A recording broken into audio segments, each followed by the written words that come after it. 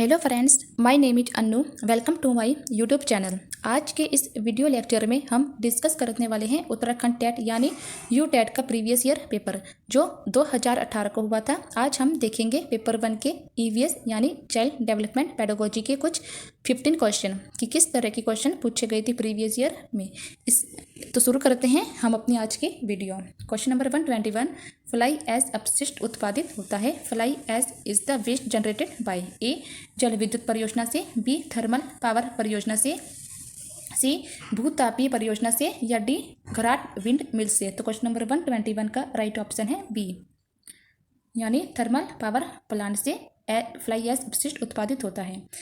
इसमें silicon dioxide यानी SiO2 और कैल्शियम ऑक्साइड यानी CaO अच्छी मात्रा में पाए जाते हैं। यह पराही कोयले को जलाने से निर्मित होती है और कोयले से चलने वाले विद्युत संयंत्रों की चिमनियों से निकलती है। तो B is the right option. Question number 122, पर्यावरण शिक्षा केंद्र यानी सेंटर फॉर इन्वायरमेंट एजुकेशन स्थित है। ए नई दिल्ली में, बी देहरादून में, सी अहमदाबाद में, या डी हैदराबाद में। तो क्वेश्चन नंबर 122 का राइट ऑप्शन है सी यानी अहमदाबाद में पर्यावरण शिक्षा केंद्र यानी सेंटर फॉर इन्वायरमेंट एजुकेशन स्थित है।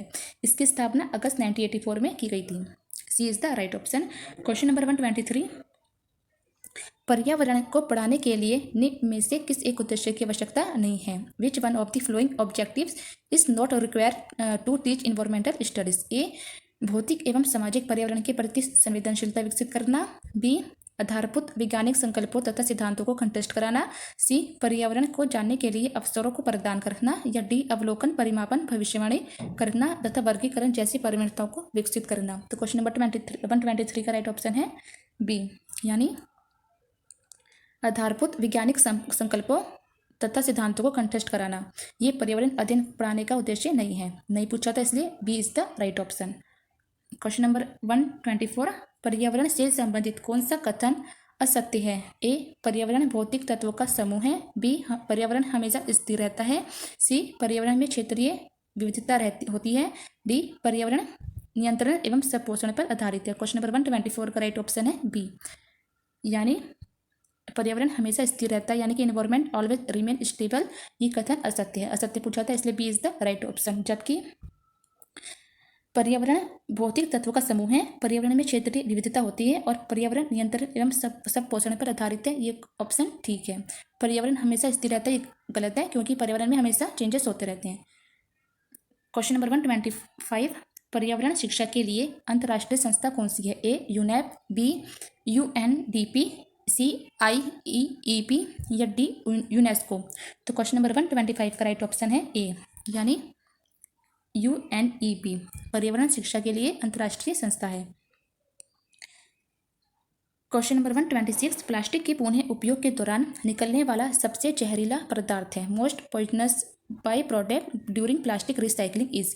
ए ammonia, B cadmium, C barium, या डी डाइऑक्सिन। तो क्वेश्चन नंबर 126 का राइट ऑप्शन है डी यानी डाइऑक्सिन। प्लास्टिक के पुनः उपयोग यानी रिसाइकलिंग के दौरान निकलने वाला सबसे जहरीला पदार्थ डाइऑक्सिन है। ये रासायनिक रूप से संबंधित यौगिकों का एक समूह है। ये पर्यावरण में पाए जाते हैं तथा खाद्य श्रृंखला के रूप में जमा होते हैं। डाइऑक्सिन जो है वो अत्यधिक विषैले होते हैं और प्रजनन तथा विकासात्मक समस्याओं का कारण बन सकते हैं। तो प्रतिरक्षा प्रणाली यानी इम्यूनिटी को नुकसान पहुंचा सकता है और हार्मोन के साथ साथ ये हस्तक्षेप कर सकते हैं और कैंसर के कारण भी बन सकते हैं। तो D is the right option.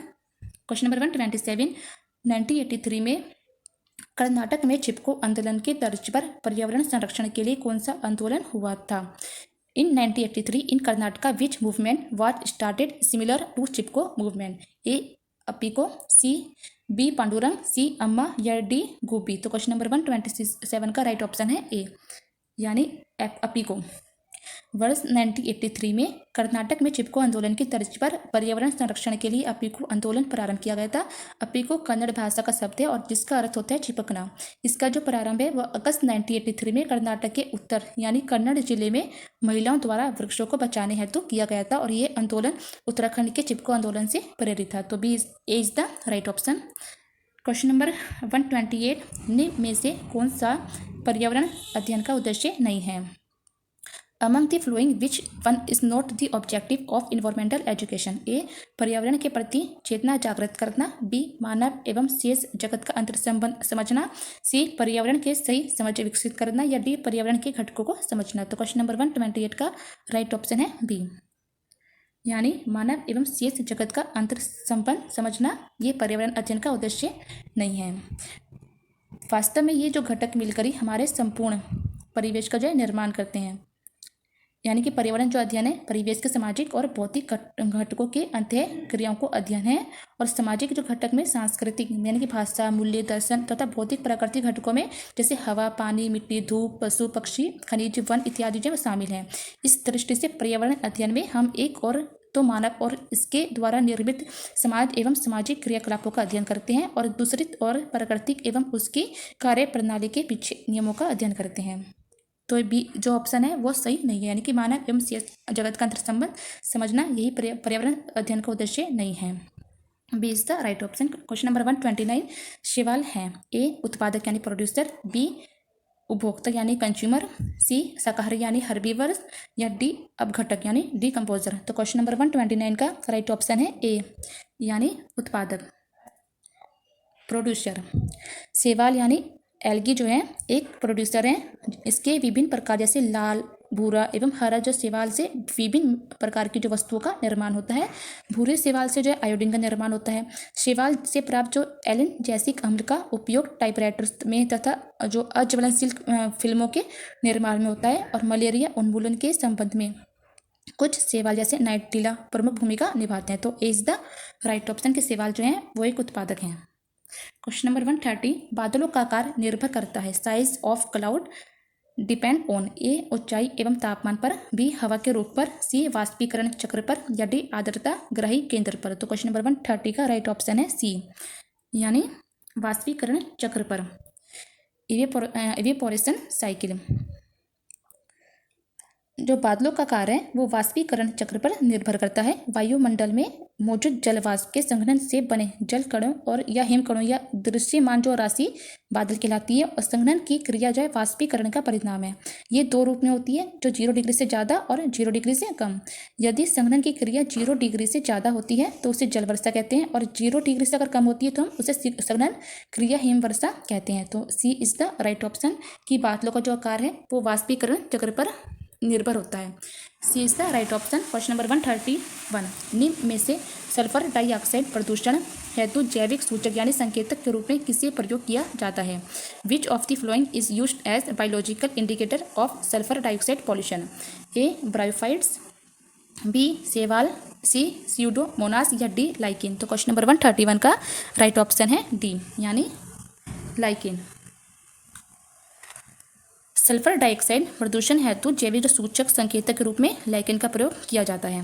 D is the right option. Question number 132 जल की उच्च जैविक ऑक्सीजन की मांग क्या संकेत करती है? What does waters high biological oxygen demand यानी BOD इंडिकेट? ए, माइक्रोबियल प्रदूषण का उच्च स्तर, बी, माइक्रोबियल प्रदूषण का निम्न स्तर, या सी, माइक्रोबियल प्रदूषण की अनुपस्थिति, या डी, शुद्ध जल। तो क्वेश्चन नंबर 132 का राइट ऑप्शन है ए, यानी माइक्रोबियल प्रदूषण का उच्च स्तर। जल की उच्च जैविक जो ऑक्सीजन की मांग है वो माइक्रोबियल प्रदूषण का उच्च स्तर प्रदर्शित करती है। जैविक ऑक्सीजन की मांग एक विशिष्ट समय अवधि पर किसी निश्चित तापमान पर दिए गए पानी के नमूने में कार्बनिक पदार्थ को तोड़ने के लिए एरोबिक जीवों द्वारा आवश्यक ऑक्सीजन की आवश्यकता होती है। तो A is the right option.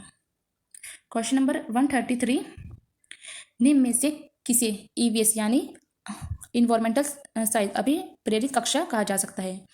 ए, शिक्षक द्वारा दिए गए सुधारात्मक कार्य के आधार पर, बी, कक्षा में सर्वाधिक उपस्थिति, सी, कक्षा में पूर्ण निस्तब्धता, या डी, कक्षा में प्रश्न पूछना, प्रयोग करना एवं बुद्धिशीलता संबंधी कार्य। तो क्वेश्चन नंबर 133 का राइट ऑप्शन है डी, यानी कक्षा में प्रश्न पूछना, प्रयोग करना एवं बुद्धिशीलता संबंधी कार्य, यानी जिसमें बच्चा एक्टिव होगा वही कक्षा जो है अभिप्रेरित कक्षा कहलाएगी, यानी मोटिवेटेड क्लास कहलाएगी।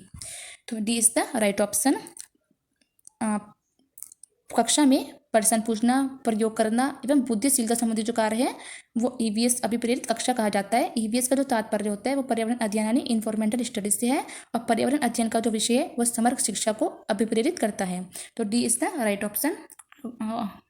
क्वेश्चन नंबर 134 पर्यावरण अध्ययन के महत्वपूर्ण शिक्षण सिद्धांतों में से एक है। One of the important pedagogical principle of environmental studies is a पर्यावरण संबंधी पुस्तकों का अधिकाधिक प्रयोग, बी अध्ययन संसाधन के रूप में पर्यावरण का प्रयोग, या सी छात्रों को अधिक से अधिक गृह कार्य, या डी उपयुक्त सभी। तो क्वेश्चन नंबर 134 का राइट ऑप्शन है बी, यानी अध्ययन संसाधन के रूप में पर्यावरण का प्रयोग। Use of environment as learning resources. पर्यावरण अध्ययन के महत्वपूर्ण शिक्षण सिद्धांतों में अध्ययन संसाधन के रूप में पर्यावरण का प्रयोग भी शामिल है। पर्यावरण ये जो अध्ययन में पर्यावरण में के महत्वपूर्ण घटकों व उनके जो अंतर संबंध का अध्ययन किया जाता है और इसके अतिरिक्त पर्यावरण पर मानव द्वारा किए जा रहे कार्यकलापों का भी दुष्परिणाम शामिल है। तो B is the right option. Question number 135 विद्यार्थी किन परिस्थितियों में पर्यावरण अध्ययन सबसे बेहतर ढंग से सीख सकते हैं? In which condition student can best learn environmental education? A कक्षाओं में अच्छे शिक्षण से, बी पर्यावरणविदों से बातचीत करके, सी प्राकृतिक सामाजिक एवं सांस्कृतिक परिस्थिति में जाकर, या डी उपरोक्त में से कोई नहीं। तो क्वेश्चन नंबर 135 का राइट ऑप्शन है सी, यानी प्राकृतिक सामाजिक एवं सांस्कृतिक परिस्थितियों में जाकर विद्यार्थी पर्यावरण अध्ययन को सबसे बेहतर ढंग से सीख सकते हैं, क्योंकि वहाँ बच्चे बाहर जाकर एक्टिव ज़्यादा होते हैं, तो इसलिए वो पर्यावरण अध्ययन को सबसे बेहतर ढंग से सीख सकते हैं। यानी कि प्रयोगात्मक वातावरण में जाकर विद्यार्थी उन वस्तुओं को महसूस करता है और अपनी क्रियाओं के द्वारा उन्हें बेहतर बनाने का प्रयास करता है। विद्यार्थी प्राकृतिक सामाजिक एवं सांस्कृतिक परिस्थितियों में जाकर पर्यावरण अध्ययन को सबसे बेहतर तरीके से सीख सकता है। तो सी इज द राइट ऑप्शन। तो ये थे हमारे आज के कुछ 15 क्वेश्चन। तो आपको कैसे लगी आज की मेरी वीडियो मुझे कमेंट करके जरूर बताना। Thanks for my watching video.